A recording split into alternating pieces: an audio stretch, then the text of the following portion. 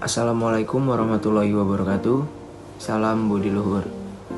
Perkenalkan, nama saya Muhammad Saleh Kaplale dengan NIM 1931500-340 Fakultas Ekonomi dan Bisnis Universitas Budi Luhur. Pada kesempatan kali ini saya ingin menjelaskan materi tentang pengaruh bahasa daerah dan bahasa asing terhadap perkembangan bahasa Indonesia dengan mata kuliah Bahasa Indonesia dengan dosen Bapak Supriyadi, SPD, MPD. Di sini ada pendahuluan dengan latar belakang. Setiap negara mempunyai media komunikasi yang mana dapat memperlancar suatu hubungan antar individu. Alat komunikasi ini kita sebut bahasa. Kita tahu bahwa bahasa sebagai alat komunikasi manusia, baik secara terlisan maupun tertulis. Ini adalah fungsi dasar bahasa. Setelah dihubungkan dengan kehidupan sehari-hari yang di dalamnya selalu ada nilai-nilai dan status bahasa yang tidak dapat ditinggalkan. Ia selalu mengikuti kehidupan manusia sehari-hari, baik sebagai manusia anggota suku maupun anggota bangsa. Semuanya itu dihitungkan dalam bentuk kebijaksanaan pemerintah yang bersangkutan. Di negara kebijaksanaan nasional yang berisi perencanaan, pengarahan dan ketentuan yang dapat dipakai sebagai dasar bagi pemecah keseluruhan masalah bahasa. Selanjutnya ada bab 2 pembahasan. Di sini mengetahui pengaruh bahasa asing dan bahasa daerah terhadap bahasa Indonesia. Kalimat ini bisa mendapatkan pengaruh bahasa Inggris. Lihat kalimat terjemahan berikut. I live in Semarang where my mother works. Dalam bahasa Indonesia, sebaiknya kalimat tersebut menjadi saya tinggal di Semarang, tempat ibu saya bekerja. Ketidaktepatan penggunaan di mana, yang mana, hal mana, di atas mana, dari mana, dengan siapa, kepada siapa, di dalam mana konteks bahasa Indonesia. Sebetulnya kata ganti penghubung yang telah disebutkan di awal tadi bukanlah asli struktur bahasa Indonesia, namun merupakan struktur bahasa asing, yakni Belanda. Penggunaan di mana, yang mana, hal mana, di atas mana, dari mana, dengan siapa, kepada siapa, di dalam mana merupakan pengaruh inferensi bahasa Belanda, waar, wap, waarop, en vie. Inferensi yang dimaksud di sini ialah penerapan dua sistem secara serempak pada suatu sistem bahasa. Selanjutnya ada kedudukan bahasa nasional dan bahasa asing.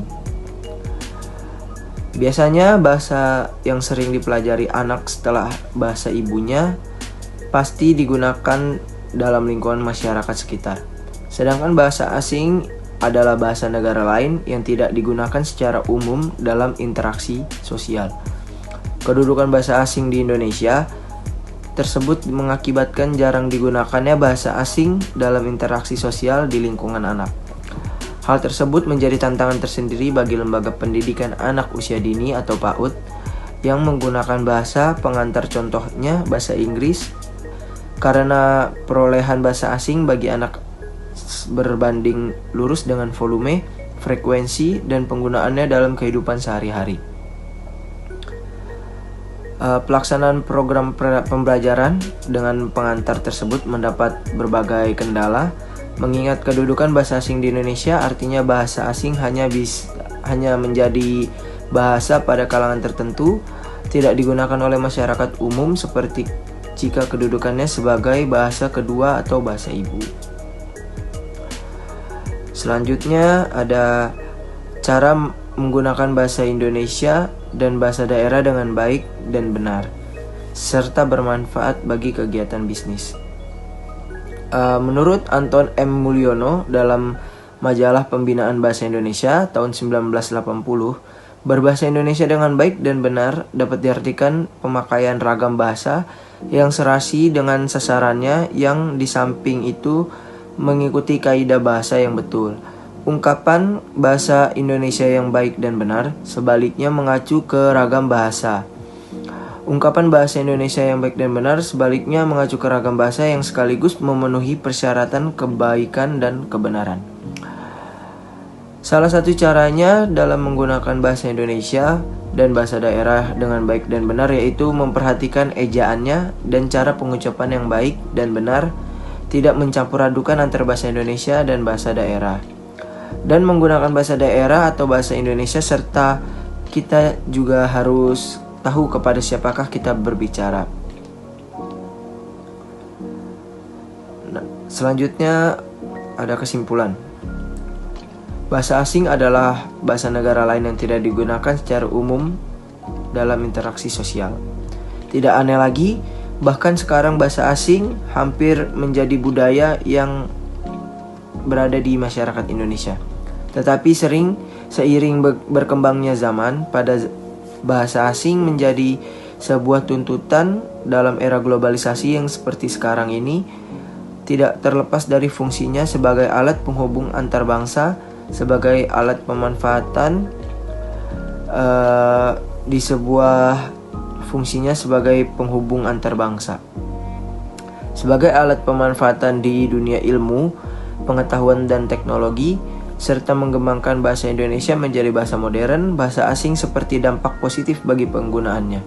Tapi itu tidak menutup kemungkinan bahasa asing juga memberikan dampak negatif bagi masyarakat Indonesia. Salah satu dampak negatifnya yaitu mulai berkurangnya kesadaran masyarakat Indonesia untuk mempelajari dan memahami bahasa ibu atau bahasa Indonesia sebagai bahasa yang wajib untuk dipahami.